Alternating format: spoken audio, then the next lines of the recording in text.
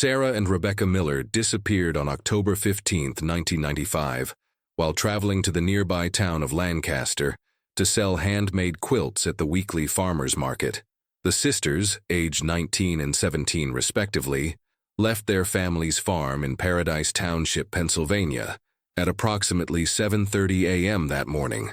According to their father, Jacob Miller, they were traveling in the family's dark green wooden wagon pulled by their horse, a bay mare named Daisy. The Miller family had been part of the Old Order Amish community in Lancaster County for 3 generations. Jacob Miller and his wife Mary operated a 40-acre farm where they raised dairy cattle and grew corn, soybeans, and vegetables. According to family members, Sarah and Rebecca were responsible for the household's quilt-making business, which provided supplemental income for the family of 7 children. On the morning of their disappearance, the sisters followed their usual routine.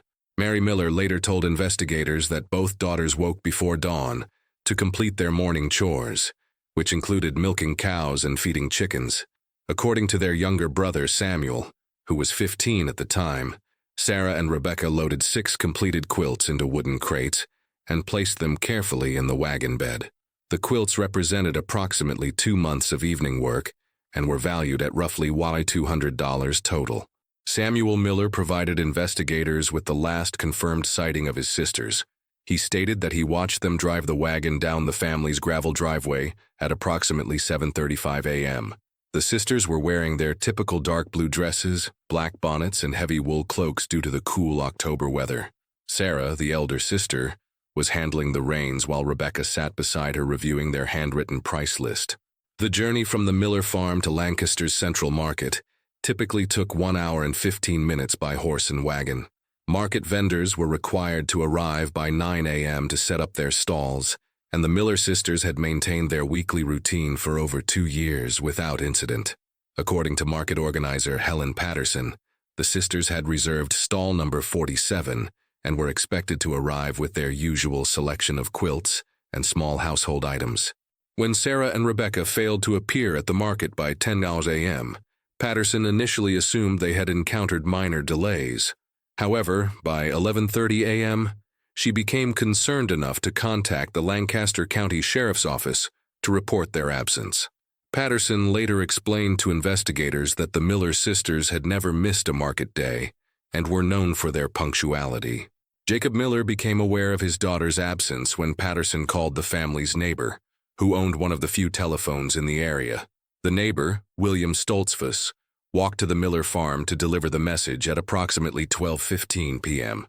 According to Stoltzfus, Jacob Miller immediately hitched another horse to a second wagon and began retracing the route his daughters would have taken to Lancaster. The established route from the Miller farm to Lancaster followed back roads through rural farmland. The sisters typically traveled south on Paradise Lane, then east on Route 30 before turning north into Lancaster. Jacob Miller searched this route for 3 hours without finding any trace of his daughters, their wagon, or their horse. He returned home at 4:30 p.m. and contacted the Lancaster County Sheriff's Office directly. Sheriff Deputy Robert Hayes responded to the Miller farm at 5:45 p.m. on October 15th. According to Hayes's report, he initially questioned whether the young women might have decided to visit friends or extended family. However, Jacob Miller insisted this was impossible, explaining that his daughters followed strict community guidelines and would never deviate from their planned route without permission or notification. The investigation officially began on the evening of October 15th, when Deputy Hayes filed a missing persons report. The case was complicated by the cultural divide between the Amish community's traditional ways and standard police procedures. According to Hayes, many community members were reluctant to speak with outside authorities and preferred to handle the matter through their church leadership. Bishop Aaron Lapp, the spiritual leader of the Miller family's church district, coordinated community search efforts that began at sunrise on October 16th. Approximately 150 Amish men participated in the search, covering a 25-square-mile area on foot and horseback. The searchers focused on back roads, farm properties, and wooded areas where a wagon might have encountered difficulties. During the first week of investigation, police interviewed dozens of community members and local residents. Several motorists reported seeing an Amish wagon on various roads during the morning of October 15th, but none could positively identify the Miller sisters or provide specific details about the wagon's direction or condition. The lack of concrete sightings frustrated investigators and family members alike. Mary Miller told investigators that both daughters were experienced travelers who knew the area well. She emphasized that Sarah had been making the weekly trip to Lancaster for 2 years and was comfortable handling their horse in various weather conditions. Neither daughter had expressed concerns about safety or mentioned any problems with strangers or community members. The investigation expanded to include surrounding counties when initial searches proved unsuccessful. Pennsylvania State Police joined the effort on October 20th, bringing additional resources and expertise in missing persons cases. Detective Lieutenant James Morrison, who supervised the expanded investigation, later stated that the complete absence of evidence was unusual, even by missing persons standards. Community members provided investigators with detailed information about the Miller family's routine and relationships. According to multiple sources, Sarah and Rebecca were well-regarded young women who followed community expectations and maintained strong family relationships. Neither sister had shown interest in leaving the Amish lifestyle, a concern that investigators initially considered given their ages. The sisters' personal belongings remained undisturbed at the family home. Mary Miller confirmed that both daughters' clothing, personal items, and small savings remained in their shared bedroom. This evidence supported the family's assertion that the disappearance was involuntary rather than a planned departure from the community. Search efforts continued throughout October and November 1995, involving hundreds of volunteers and law enforcement personnel. Teams searched abandoned buildings, remote farm properties, and natural areas throughout Lancaster County and adjacent regions. The Pennsylvania State Police utilized helicopters and tracking dogs, but neither method produced viable leads or evidence. The investigation faced unique challenges due to the Amish community's separation from modern technology. Unlike typical missing persons cases, investigators could not trace credit card usage, telephone records, or vehicle registrations. The sisters had no social security numbers, driver's licenses, or other documentation that might assist in locating them. Winter weather suspended large-scale search operations in December 1995. Detective Morrison announced that the case would remain active, but acknowledged that investigators had exhausted immediate leads. The Miller family continued private search efforts with assistance from community members, focusing on areas that official searches might have missed. The disappearance created lasting impact within the local Amish community. According to Bishop Lapp, families became more cautious about allowing young people to travel alone, and community members organized informal escort systems for routine trips to town. The case represented the first major crime affecting the area's Amish population in recent memory. Media attention initially focused on the unusual nature of the case, with several regional newspapers covering the story during the first month of investigation. However, coverage decreased significantly after the initial search efforts ended without results. The Miller family generally avoided media contact, preferring to work through church leadership and maintain their community's traditional privacy. As 1995 ended, the investigation entered a maintenance phase with periodic reviews and follow-up interviews. The Lancaster County Sheriff's Office kept the case file active and continued to pursue occasional leads from the public. However, no substantial evidence emerged during the following years, leaving investigators and family members with more questions than answers about what happened to Sarah and Rebecca Miller on that October morning. The first indication that something was seriously wrong came at 12:15 p.m. on October 15, 1995, when William Stoltzfus arrived at the Miller farm with news from the Lancaster market. According to Stoltzfus, Helen Patterson had called his residence because the Miller sisters had failed to appear at their reserved stall. Jacob Miller later told investigators that his immediate reaction was concern rather than panic, as he initially considered practical explanations such as a lame horse or wagon wheel problems. Jacob Miller departed the farm at 12:45 p.m., taking his second eldest son, Daniel, age 21, to help search for his daughters. The two men followed the established route to Lancaster, stopping at several Amish farms along the way to inquire about possible sightings. According to Daniel Miller's statement to police, they found no evidence of the wagon or any indication that Sarah and Rebecca had encountered difficulties during their journey. The search expanded when Jacob and Daniel Miller reached Lancaster at 2:30 p.m. and confirmed that the sisters had never arrived at Central Market. Helen Patterson provided investigators with a detailed account of her growing concern throughout the morning. She explained that the Miller sisters had maintained their weekly market presence for over 2 years and had never failed to appear without prior notification. Patterson's vendor records showed that Sarah and Rebecca had paid their stall fees through November 1995. After completing their initial search of the Lancaster route, Jacob Miller made the difficult decision to contact law enforcement. This choice represented a significant departure from traditional Amish practice, which typically involves handling community problems through church leadership rather than outside authorities. According to Bishop Aaron Lapp, Jacob Miller consulted with church elders before involving police, reflecting the severity of his concern for his daughter's safety.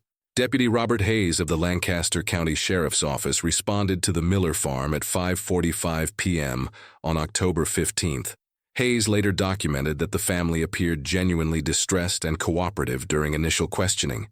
He noted that Mary Miller had prepared a detailed description of her daughter's clothing and personal items, suggesting that the family had already begun treating the situation as a serious emergency rather than a minor delay. The official missing persons report, filed at 6:30 p.m., marked the beginning of law enforcement involvement in the case. Deputy Hayes noted several factors that elevated the investigation's priority level, including the sisters' young ages, their reliable personal history, and the complete absence of any communication or evidence along their planned route. The report classified the case as a high-priority missing persons investigation. Church leadership organized community response efforts beginning the evening of October 15th. Bishop Lapp contacted ministers from neighboring Amish districts to coordinate volunteer searchers for the following day. According to Lapp, the decision to involve multiple church communities reflected the unprecedented nature of the situation and the family's standing within the broader Amish population of Lancaster County. Mary Miller provided investigators with crucial background information about her daughter's habits and relationships. She confirmed that neither Sarah nor Rebecca had expressed interest in leaving the community or had maintained friendships outside the Amish population.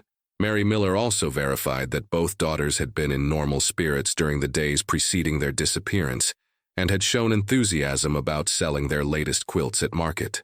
The first organized search began at sunrise on October 16th, involving approximately 150 Amish men from 5 different church districts. Search coordinator Samuel Byler, a local farmer and volunteer firefighter, divided participants into teams covering specific geographic areas. Each team included men familiar with local terrain and roads, maximizing the search's effectiveness within the rural landscape of Lancaster County. Searchers focused initially on the direct route between the Miller farm and Lancaster, examining roadside ditches, wooded areas, and abandoned buildings where a wagon might have sought shelter or encountered problems. According to Byler's records, teams covered approximately 25 square miles during the first day, finding no evidence of the missing sisters, their wagon, or their horse. Law enforcement expanded the investigation on October 17th, when Pennsylvania State Police joined the search effort. Detective Lieutenant James Morrison assumed supervisory responsibility for the case, bringing additional resources including specialized search teams and communication equipment. Morrison later stated that the complete absence of evidence was unusual, even among experienced investigators familiar with missing persons cases. The investigation faced immediate challenges related to the Amish community's traditional separation from modern society. Unlike typical missing persons cases, investigators could not access bank records, credit card transactions, or telephone communications to track the sisters' movements. Detective Morrison noted that this limitation required investigators to rely entirely on witness statements and physical evidence. Community members provided detailed information about local conditions and potential hazards that might affect wagon travel. Several farmers reported recent problems with loose livestock, road construction, and seasonal hunting activities that could potentially spook horses or create dangerous situations for wagon drivers. However, none of these reported conditions appeared to coincide with the sisters' planned route or timing. The search area expanded significantly on October 18th, when helicopter units from Pennsylvania State Police began aerial reconnaissance of the region. Pilot Officer Thomas Kelly reported covering over 100 square miles during initial flights, focusing on areas where a wagon might be concealed by tree cover or natural terrain features. Despite clear weather conditions and experienced crews, aerial searches produced no viable evidence or leads. Tracking dogs joined the investigation on October 19th, working from scent articles provided by the Miller family. Handlers from the Pennsylvania Search and Rescue Association used clothing items belonging to Sarah and Rebecca to establish scent trails from the family farm. According to handler reports, dogs successfully tracked the sisters' scent along the initial portion of their planned route, but lost the trail approximately 3 miles from the farm without clear indication of direction or destination. Media attention began affecting the investigation during the 3rd week of October, as regional newspapers and television stations covered the unusual disappearance. Detective Morrison later noted that media coverage generated numerous tips from the public, but also created additional pressure on the reserved Amish community. Many families became reluctant to speak with reporters, preferring to communicate only through church leadership or law enforcement officials. The investigation team interviewed over 200 individuals during the first month, including community members, local residents, and motorists who traveled the relevant roads during October 15th. Several witnesses reported seeing Amish wagons on various roads that morning, but none could provide definitive identification or specific details about the occupants. The similarity of Amish wagons and clothing made positive identification extremely difficult. Law enforcement officials consulted with experts on Amish culture and community practices to better understand potential factors in the disappearance. Dr. Margaret Foster, a sociologist from Franklin and Marshall College who had studied Lancaster County's Amish population, provided insights into community decision-making processes and the likelihood of voluntary departure. Foster's assessment supported the family's position that the sisters would not have left voluntarily. Search efforts continued throughout November 1995, despite increasingly challenging weather conditions. Community volunteers maintained systematic coverage of rural areas, while law enforcement focused on interviewing additional witnesses and following up on tips from the public. Detective Morrison's weekly reports during this period consistently noted the investigation's lack of substantive progress despite extensive resource allocation. The Miller family's daily routine changed dramatically following the disappearance. According to neighbors, Jacob Miller reduced his farming activities to participate in search efforts and coordinate with investigators. Mary Miller reportedly maintained hope for her daughter's safe return while struggling with the uncertainty and community attention surrounding the case. By December 1995, investigators had exhausted immediate leads and transitioned to a maintenance investigation phase. Detective Morrison announced that the case would remain active with periodic reviews and continued pursuit of any new information. The Lancaster County Sheriff's Office established a dedicated tip line and distributed flyers throughout the region, hoping to generate fresh leads. Winter weather effectively ended large-scale search operations in January 1996. Community volunteers continued smaller-scale efforts when conditions permitted, but the systematic coverage of rural areas became impractical due to snow and cold temperatures. The investigation entered a prolonged phase, characterized by periodic activity and gradually diminishing public attention. The case's impact on the local Amish community extended far beyond the immediate search period. According to Bishop Lapp, families throughout the region modified their travel practices and increased supervision of young people making routine trips to town. The disappearance represented the first major unexplained crime affecting the area's Amish population in living memory. As months passed without resolution, the investigation faced the reality that immediate evidence had likely been compromised or lost. Detective Morrison later acknowledged that the critical first 48 hours had passed without generating viable leads, significantly reducing the likelihood of quick resolution. The case joined a small number of long-term missing persons investigations maintained by Lancaster County law enforcement. The Miller family gradually resumed normal farming operations while maintaining hope for their daughter's return. Community support remained strong throughout 1996, with neighboring families assisting with farm work and household responsibilities. However, the absence of Sarah and Rebecca created permanent changes in family dynamics and community relationships that would persist for years to come. 9 years after Sarah and Rebecca Miller vanished from the roads of Lancaster County, their case had become a painful memory that the Amish community carried quietly. The Miller family had learned to function around the persistent absence of 2 daughters, while investigators had moved the case to inactive status, though it was never officially closed. Detective Morrison, now nearing retirement, still kept the file on his desk and occasionally reviewed witness statements, hoping for fresh insights that never materialized. The breakthrough came on September 22, 2004, when a group of geology students from Pennsylvania State University discovered something unexpected during a field study of abandoned mining operations in Berks County. The students were documenting the environmental impact of defunct limestone quarries when they ventured into the Hoffman Mine, a site that had been closed since 1987 and was located approximately 45 miles northeast of the Miller farm. Graduate student Jennifer Walsh was the first to notice the wooden object partially concealed by debris at the bottom of the mine's main shaft. According to Walsh's statement to police, she initially assumed the item was construction waste or discarded farm equipment. However, closer examination revealed what appeared to be the remains of a horse-drawn wagon, weathered but still recognizable after nearly a decade of exposure to the elements. The students contacted local authorities, who arrived at the scene within 2 hours.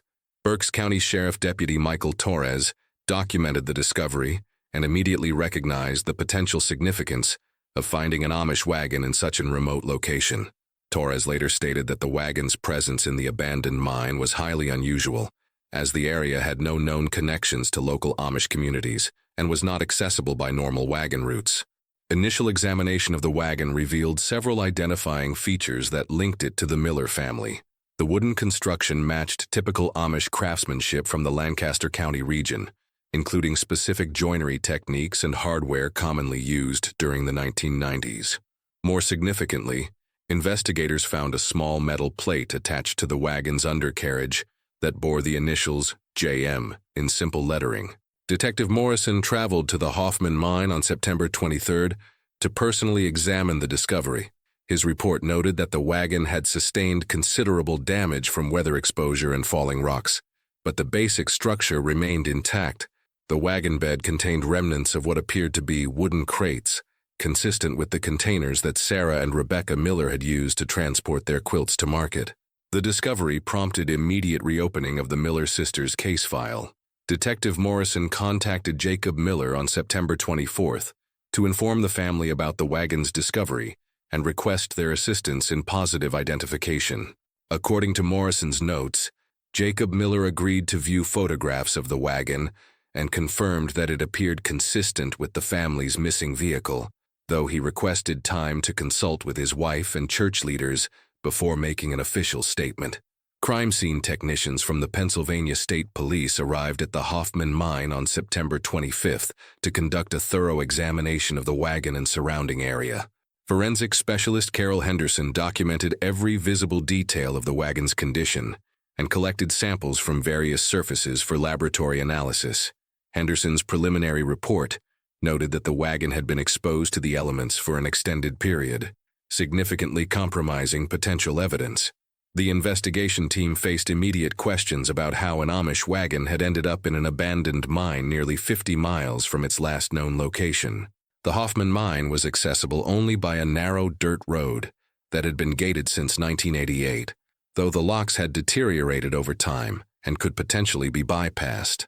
More puzzling was the steep terrain leading to the mine entrance, which would have been extremely difficult for a horse-drawn wagon to navigate under normal circumstances.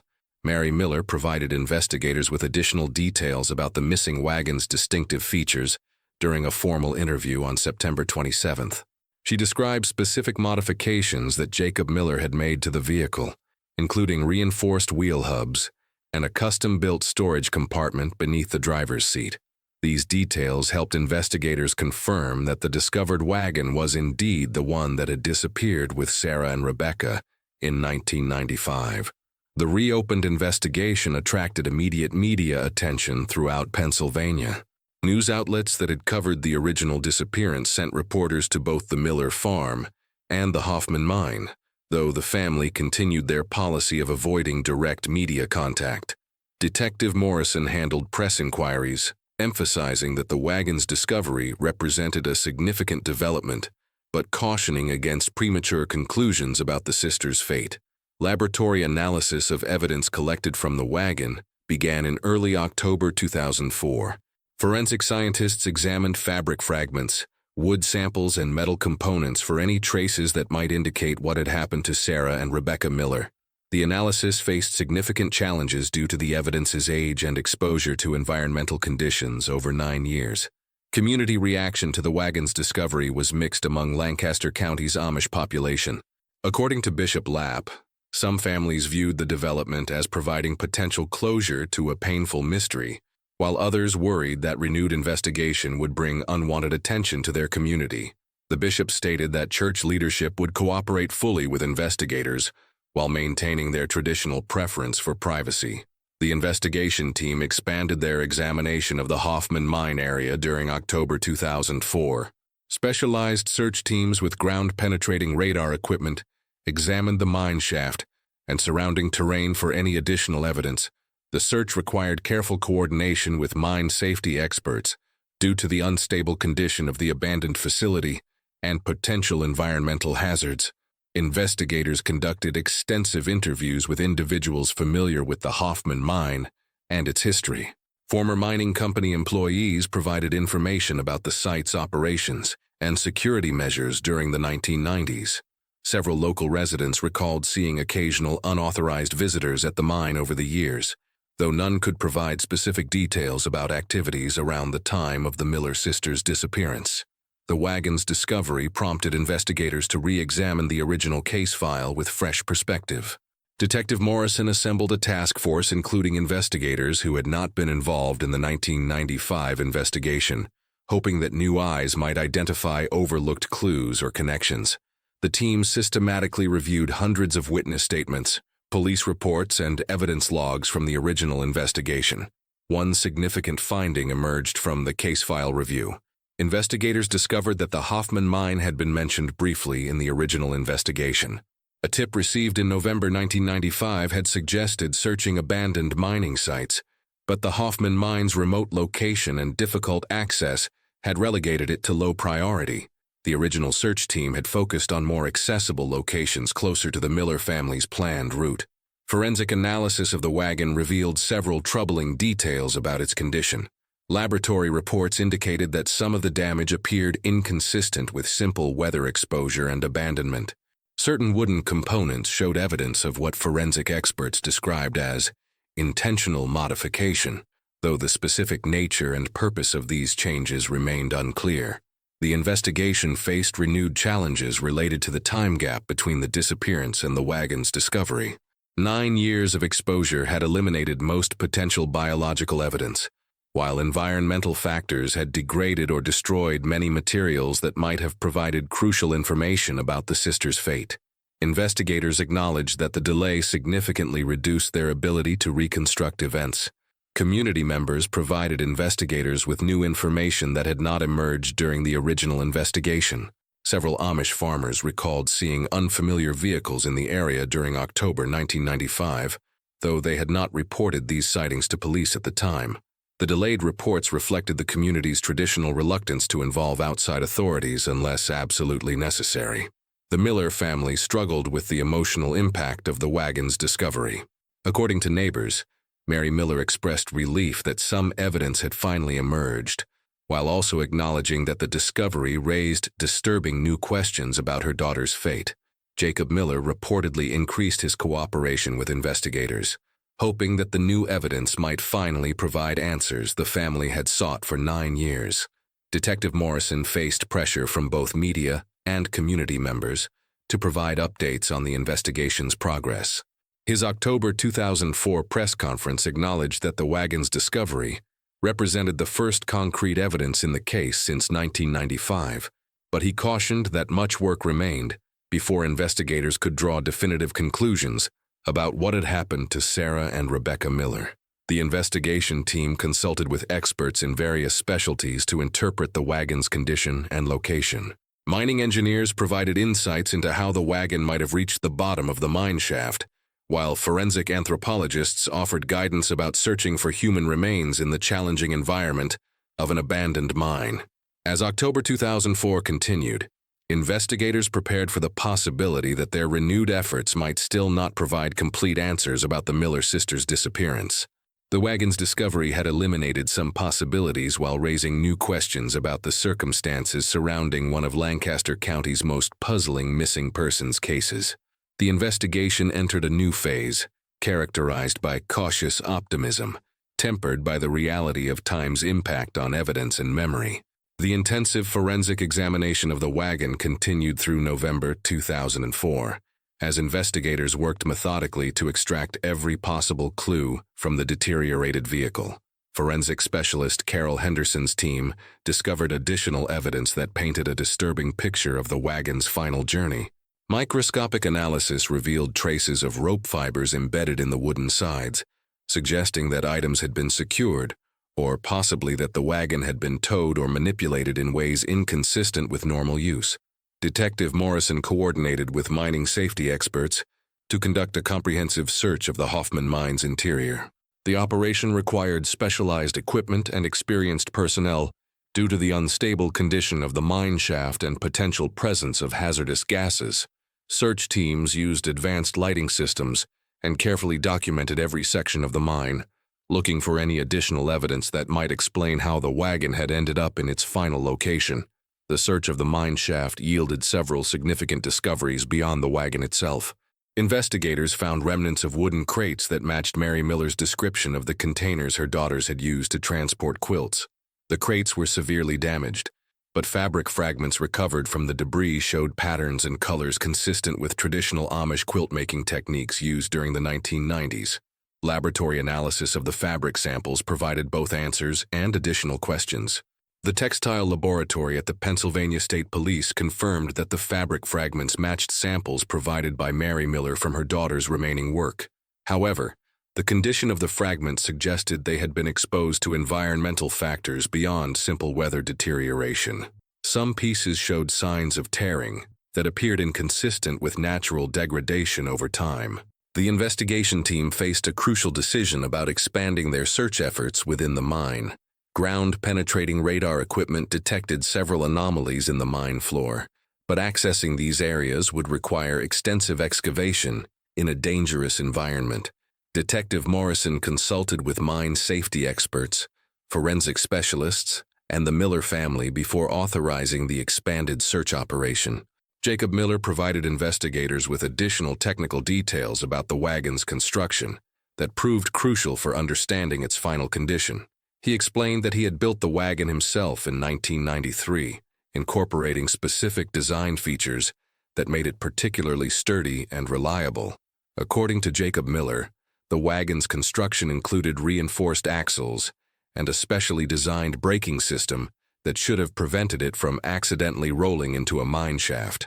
The expanded excavation began in December 2004, requiring careful coordination between investigators, mining engineers, and safety specialists. The operation proceeded slowly, due to the dangerous conditions and the need to preserve any evidence that might be uncovered. Teams worked in short shifts with constant monitoring of air quality and structural stability within the mine.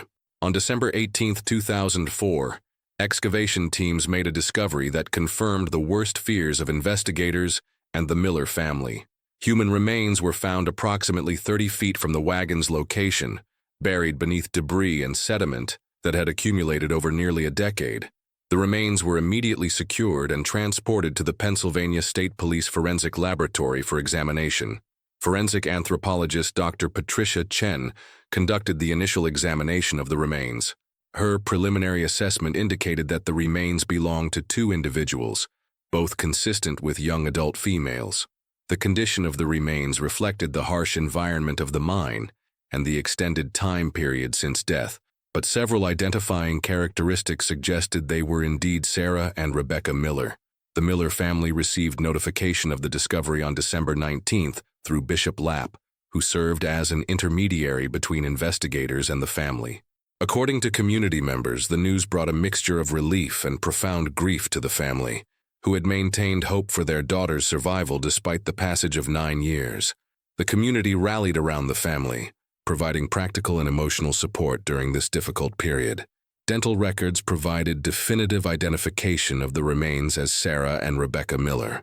The Lancaster County Coroner's Office confirmed the identification on December 22, 2004, officially closing the missing persons case and opening a homicide investigation. Dr. Chen's forensic examination indicated that both sisters had died shortly after their disappearance in 1995, though the exact cause of death could not be determined due to the condition of the remains.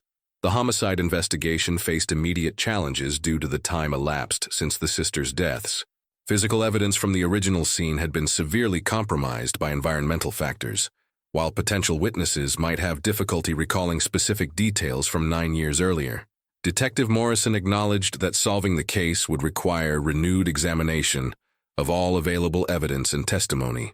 Investigators focused on understanding how the sisters and their wagon had traveled from Lancaster County to the remote Berks County mine site.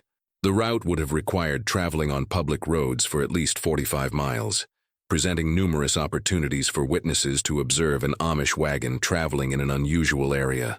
The investigation team began systematically contacting residents along potential routes, hoping to generate new leads from individuals who might not have been interviewed in 1995. The discovery prompted a comprehensive review of the original investigation's handling of tips and witness reports. Several previously dismissed reports gained new significance in light of the wagon's location.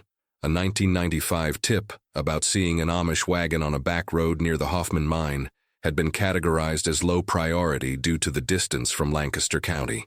Investigators now recognize that this sighting might have been accurate and crucial to understanding the case. Community response to the discovery was complex and emotionally charged. Many Amish families expressed relief that the Miller family finally had answers about their daughter's fate, while others worried about the implications for community safety. The revelation that Sarah and Rebecca had been taken so far from their familiar territory raised concerns about whether other families might be at risk from unknown threats. The investigation expanded to examine potential connections between the Hoffman mine and individuals who might have had knowledge of both the Amish community and the remote mining area. Investigators researched former mining employees, local residents, and anyone who might have had reason to be familiar with both locations. This approach required extensive background checks and interviews with individuals who had not previously been connected to the case. Forensic examination of the mine site revealed additional evidence about the circumstances surrounding the sisters' deaths. Investigators found evidence suggesting that the wagon had been deliberately placed in the mine shaft rather than accidentally ending up there. The positioning and condition of various items indicated careful placement rather than the random distribution that would result from an accident or natural disaster. Analysis of the mine's access road provided crucial information about how the perpetrator might have transported the wagon to its final location. Engineering consultants determined that the steep, winding road would have required significant mechanical assistance to move a horse-drawn wagon, particularly given the weight and awkward dimensions of the vehicle.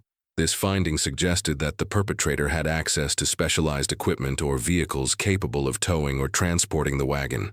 The investigation team consulted with experts on Amish culture and community dynamics to better understand potential motives for targeting Sarah and Rebecca Miller specifically. Dr. Margaret Foster, the sociologist who had consulted on the original case, provided insights into how outsiders might have viewed the sisters and their routine market trips. Her analysis suggested that the regular, predictable nature of their weekly journey might have made them attractive targets for someone planning a premeditated crime. Detective Morrison expanded the investigation to include examination of similar unsolved cases involving Amish victims throughout Pennsylvania and surrounding states. This comparative analysis revealed several concerning patterns, including other incidents of young Amish women disappearing during routine travels. While no direct connections emerged, the similarities raised questions about whether Sarah and Rebecca's case might be part of a broader pattern of crimes targeting isolated religious communities. The Miller family worked with Bishop Lapp and church leadership to plan funeral services for Sarah and Rebecca. The services, held in January 2005, provided the community with an opportunity to grieve collectively and support the family after nearly a decade of uncertainty. According to attendees, the services focused on celebrating the sisters' lives and their contributions to the community rather than dwelling on the circumstances of their deaths. Media attention surrounding the case's resolution brought unwanted scrutiny to the Amish community, which had hoped for privacy during their grieving process. Detective Morrison worked to balance the public's interest in the case with respect for the community's cultural preferences. Press conferences provided necessary information while limiting detailed discussion of the forensic evidence and ongoing investigation. The forensic reconstruction of events leading to the sisters' deaths revealed a methodical approach by their attacker or attackers. Evidence suggested that the sisters had been intercepted during their normal route to Lancaster, though the exact location of the initial encounter remained unknown. The transportation of their bodies in Wagon to the remote mine site indicated significant planning and knowledge of the area's geography. Investigation into the Hoffman mine's history during the 1990s provided additional context for understanding how it might have been selected as a disposal site. Former employees recalled that the mine had been abandoned since 1987, but occasional trespassers and vandals had accessed the property despite posted warnings and deteriorating security measures. Several local residents reported seeing unfamiliar vehicles near the mine during the mid-1990s, though none had documented these observations at the time. The homicide investigation continued through 2005, with investigators pursuing multiple lines of inquiry simultaneously. DNA analysis of evidence recovered from the mine site proceeded slowly due to the degraded condition of biological samples.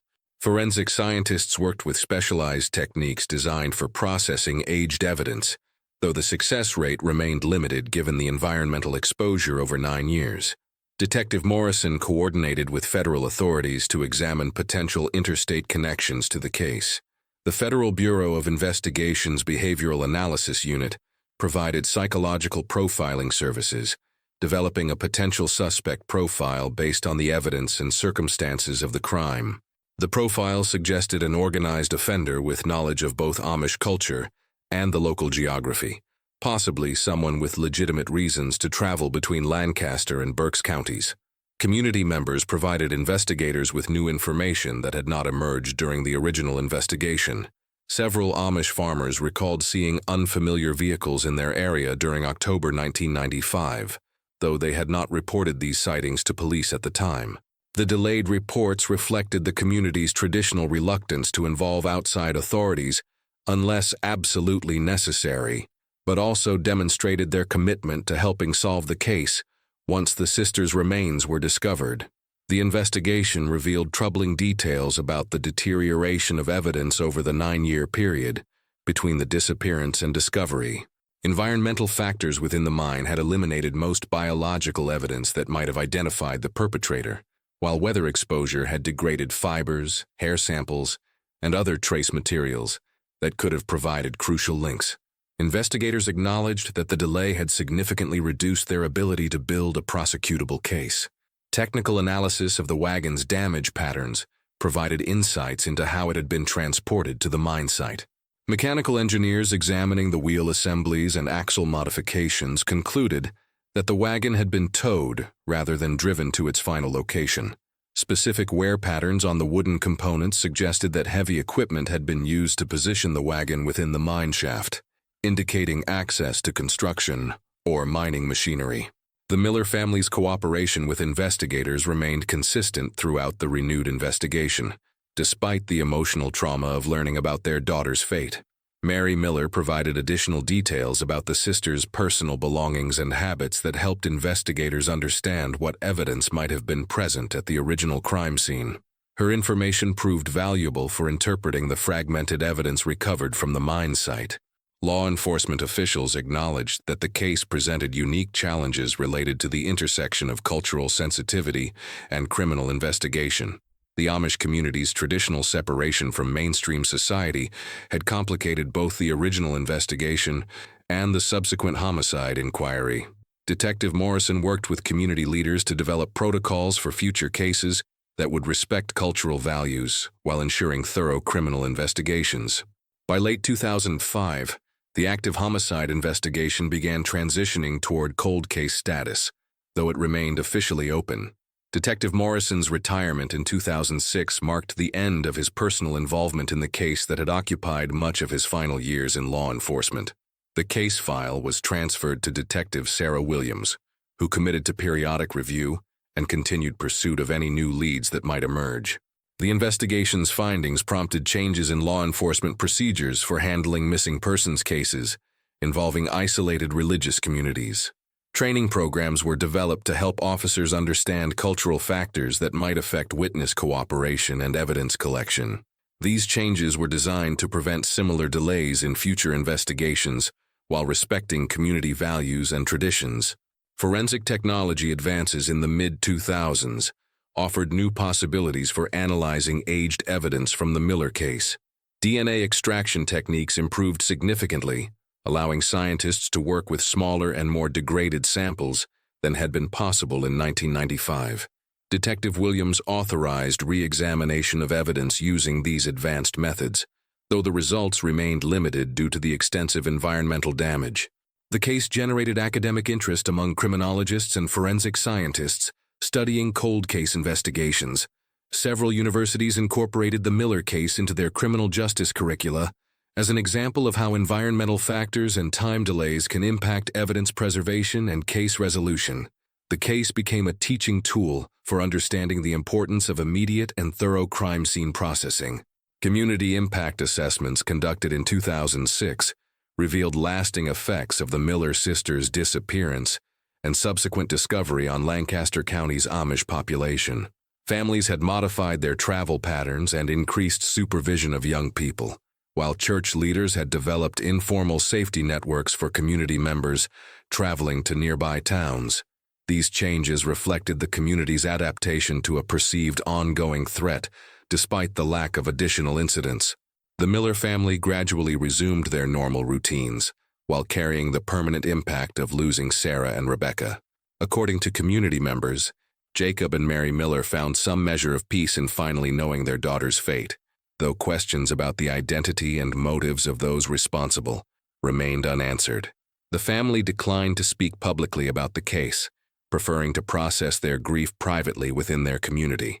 The discovery at the Hoffman mine served as a reminder that even the most carefully hidden crimes may eventually come to light through unexpected circumstances.